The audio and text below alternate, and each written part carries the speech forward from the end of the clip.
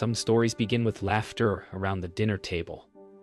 Mine began with silence, the kind that hums beneath perfect chandeliers and polished cutlery, where every sound feels like a mistake. My family loved the image of togetherness, but I was the smudge they could never scrub clean. Every word I spoke was too soft, too strange, too different for their world of perfection. They laughed at my dreams, rolled their eyes at my failures, and smiled through it all as if cruelty were elegance. I learned early that love in this house had conditions, that approval was currency, and I was broke. So, I stayed quiet, watching their laughter fill the spaces I couldn't reach. But that silence, it built something inside me, something waiting to be heard, even if it meant walking away. Morning comes with the same routine, the same hollow smiles. The smell of coffee fills the kitchen, but warmth never does. I've memorized the rhythm of their lives. Father's newspaper, mother's judgment disguised as conversation, my brother's bragging, my sister's silence, and me, the background noise they wish they could mute. I used to think that if I worked harder, spoke softer, maybe I'd earn a place in their world. But lately I've realized I don't need their approval. I need escape. Because sometimes family isn't home. It's the cage you have to leave to breathe. They called me dramatic when I said I wanted to move out. Ungrateful, my mother whispered under her breath, as if love should sound like guilt. My father didn't even look up. He just said, "Don't come back asking for help." It's funny how promises made in pain become prophecies. I didn't have much, just a small suitcase, a sketchbook, and a dream too fragile for this house. But when I walked out that door, the air felt lighter. For the first time, my breath didn't need permission. The city didn't welcome me with open arms, but at least it didn't lie. I found a small apartment with peeling walls and a window that stuck shut, but it was mine. The silence here was different, not heavy, not cruel. It was the kind that listens. I spent nights drawing by the dim glow of a desk lamp, creating worlds where I finally belonged. Maybe I didn't have much, but every brushstroke, every idea was a piece of me they never wanted. And now, it was my strength. Sometimes when the city slept, I'd think of them, not with anger, but with a strange ache. The kind that comes from knowing you'll never be understood. But deep down, I knew I was changing. Their voices still echoed in my head, but they were growing fainter, replaced by my own. I didn't know what the future would look like, but for the first time, it was mine to build. They had built walls of judgment. I would build something stronger. A life they'd never see coming. The first year alone was a war between hunger and hope. I worked anywhere that would have me. Cafes, warehouses, even night shifts cleaning offices that sparkled for people who'd never look twice at me. Every dollar felt like a seed, small but alive. Some nights I'd come home too tired to eat, my hands raw, my body aching. But my heart, it kept whispering, "Keep going." I didn't have anyone cheering me on, no safety net waiting if I fell. But maybe that was the gift. Without them, I learned that survival could be beautiful, that the world owed me nothing, and that freedom, no matter how painful, was worth every scar. Every rejection stung like salt in an open wound. I sent out resumes, pitches, designs, each one ignored or politely declined. My father's voice haunted me. "You'll come crawling back." Maybe that was what fueled me most. I refused to let him be right. I learned to study success like a language, to fail with grace, to rise with silence. Each small victory, a returned email, a freelance gig, a stranger's praise, felt like a heartbeat coming back to life. I wasn't becoming who they wanted me to be. I was becoming someone they'd never recognize. Somewhere between exhaustion and faith, I found my purpose. A client stumbled upon my designs online, said they felt honest. That word stayed with me. For the first time, my work didn't need to impress anyone. It just needed to be real. I poured everything into it. The loneliness, the anger, the hunger for something bigger. Nights turned into mornings without sleep, but I didn't care. Every creation was a piece of my past rewritten in color. Maybe pain wasn't a curse after all. Maybe it was the raw material for something beautiful. Success didn't arrive with applause. It came quietly. One client turning into two, one small project becoming a steady stream of work. My art began paying my rent, then my bills, then my dreams. I stopped checking their social media, stopped wondering if they missed me. I no longer needed to be seen by them to exist. I was finally living, not proving. Sometimes I'd catch my reflection in a cafe window. Tired, maybe, but proud. I was becoming the person I always needed when I was younger. It's strange, the day you realize you've built a life no one thought you could. The silence that once broke you becomes the peace you protect. I didn't have their mansion or their money, but I had something they never understood. Freedom that didn't come from pride, but from purpose. And though I didn't know it yet, far from their world of polished lies, my name was beginning to mean something. Soon, the family that turned their backs on me would come knocking, not with love, but with desperation. It happened slowly. The world started to notice.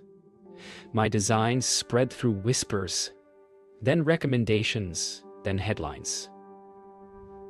I began waking up to messages from brands that once ignored me. They called me self-made, but they didn't know the cost. Every success was carved out of the silence they left me in. Still, I felt something shift inside. Not revenge, not pride, but a quiet knowing. I didn't need to prove them wrong anymore. I just needed to keep going. The girl they once mocked was now a name they couldn't stop mentioning. The same city that once felt too big now felt small in my hands. My studio grew. Interns, clients, partnerships, all from the same name that once drew laughter. I'd walk into meetings where people looked at me with admiration instead of pity. And sometimes it still caught me off guard. I wasn't used to being seen this way, but beneath the triumph, a quiet ache lingered. The wish that my family could see me now, not to praise me, but to understand what they lost when they let me go. I was invited to speak at an industry event, my first time standing on a stage. I remember the lights blinding me, the crowd waiting, and that little voice whispering, "You don't belong here." But I spoke anyway, about failure, about being unseen, about how sometimes being the black sheep isn't a curse, it's a calling. When the applause came, it wasn't noise, it was healing. It was every cruel word I'd swallowed, turned into thunder. For the first time, I didn't feel small. I felt enough. After the event, messages poured in.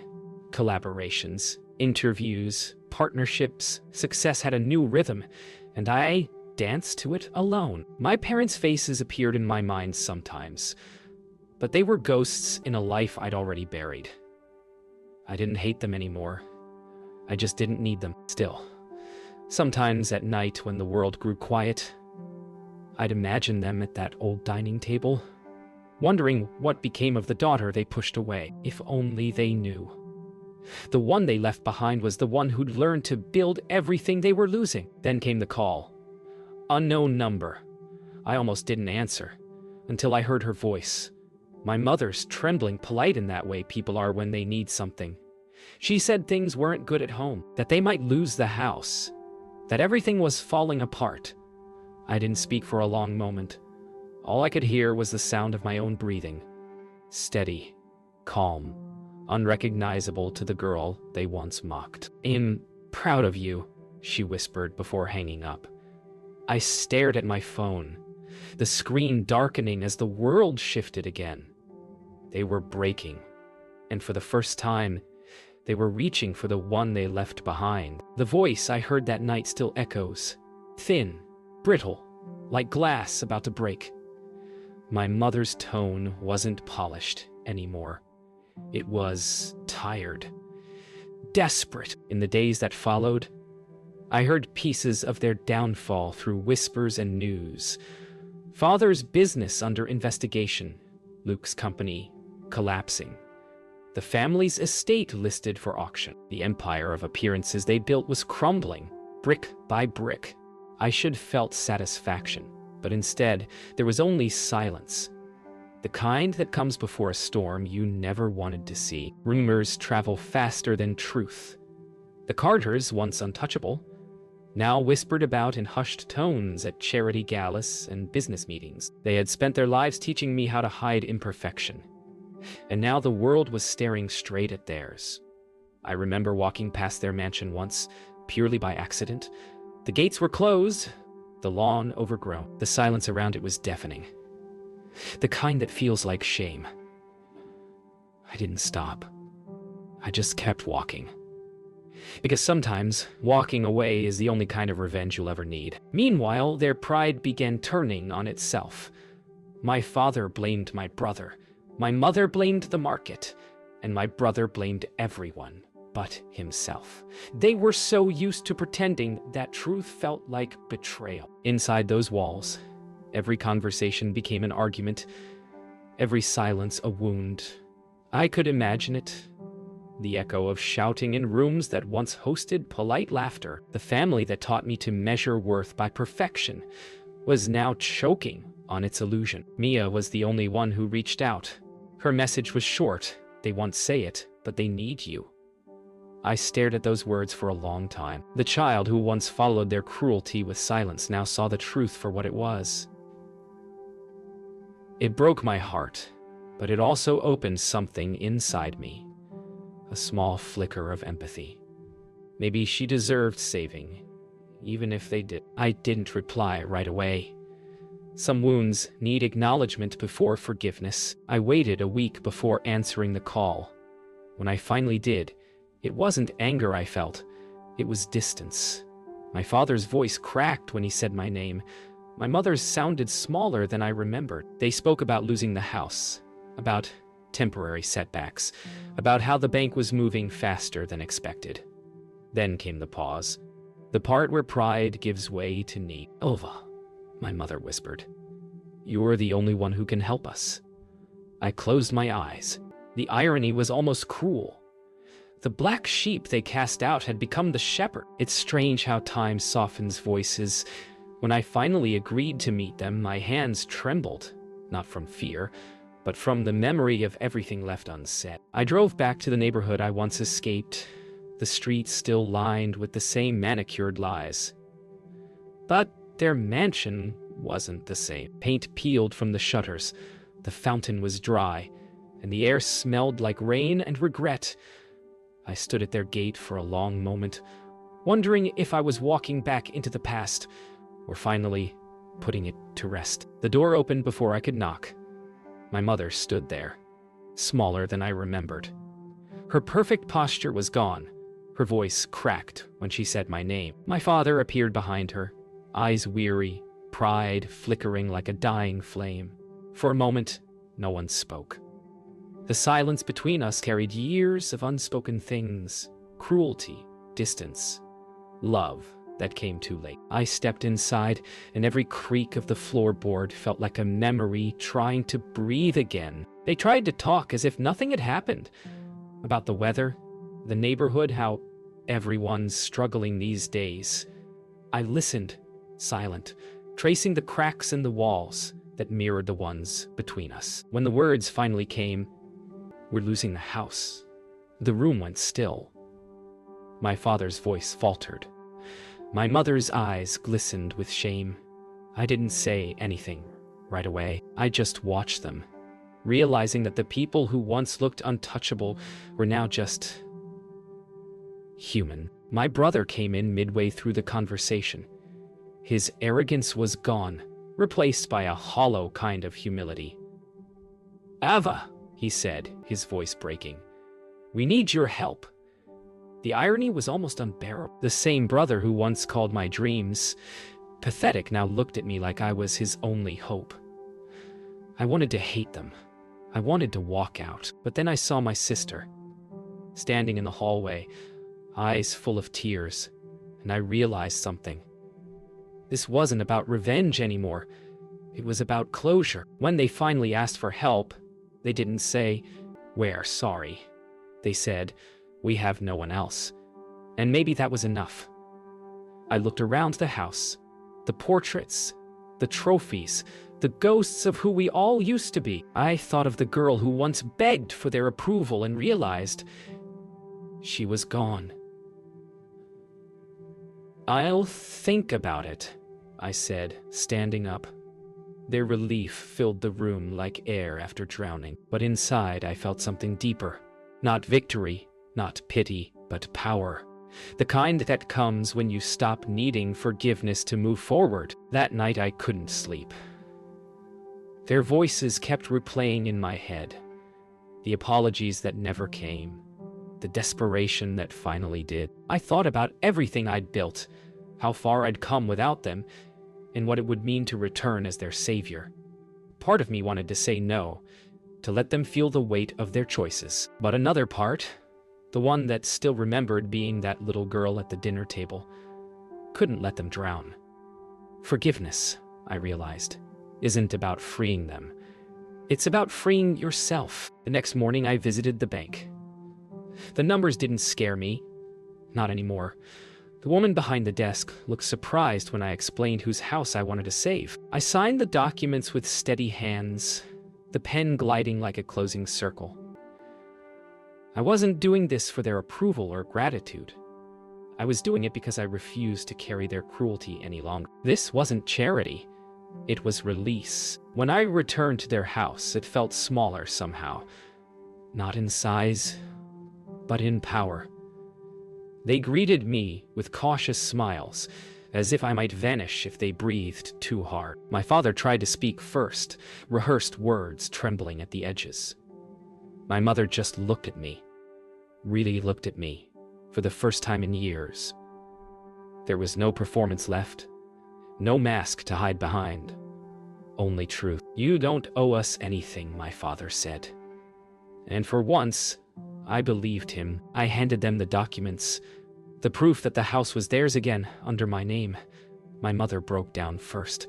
My father just sat there, silent, his eyes wet but proud, in a way I'd never seen before. "You didn't have to do this," he whispered. "I know," I said. And that was it, the final release. The little girl inside me finally stopped waiting to be loved. I had become everything they said I couldn't be. And now, I was free enough to forgive. We didn't hug. We didn't cry together. But something unspoken passed between us. A truce made not with words, but with understanding. As I left their home, I realized I wasn't the black sheep anymore. I was simply me, whole, scarred, and unafraid. They could keep their mansion. I had built something stronger. Peace. When I drove away, I didn't look back. Some endings don't need witnesses, only courage. It's strange how peace feels heavier than pain at first. In the weeks after, I kept waiting for anger to return, for the ache of old wounds to reopen. But all that came was quiet. I'd walk through my studio, sunlight flooding the walls, and realize how far I'd come from that frightened girl who once begged for their approval. I hadn't just saved their house. I'd reclaimed myself. Forgiveness didn't erase the past, but it gave me back my future. Sometimes the real revenge is simply living well and letting them see you do it. Mia started visiting often. She'd bring coffee, stories, little bits of laughter that made the silence feel human again. She told me the house felt different now. Lighter, she said. I didn't tell her why. Maybe because I wanted her to find her own freedom too. We'd sit by the window and talk about everything they'd never let us say. For the first time, I had a piece of family that didn't hurt to hold. One evening, I drove past the old house again. The lights were on. Through the window, I saw my parents sitting together. No grandeur, no guests, just them. My father's hand rested over my mother's, their faces calm in the dim glow of the living room lamp. Maybe they'd learned something after all, or maybe time had done what words couldn't. I didn't stop the car. I didn't need to. Some goodbyes don't need to be spoken. They just need to be understood. I realized that forgiveness doesn't mean forgetting. It means choosing to live without the weight. I started giving talks, mentoring others, using my story not as a wound, but as a map. I spoke about rejection, pain, and the beauty of starting over. The more I shared, the lighter it became. People didn't see the black sheep anymore. They saw someone who had turned darkness into light. And maybe that's all I ever wanted. Not revenge, not recognition, but to matter in my own way. Life has a way of coming full circle. The house that once made me feel small now bears my name. The family that once broke me now thanks me with genuine hearts. But I've learned something greater. That peace doesn't come from fixing the past. It comes from no longer needing it to define you. I'm not the black sheep anymore. I'm the light that grew from being left in the dark. And sometimes, that's all the redemption you need. Oh.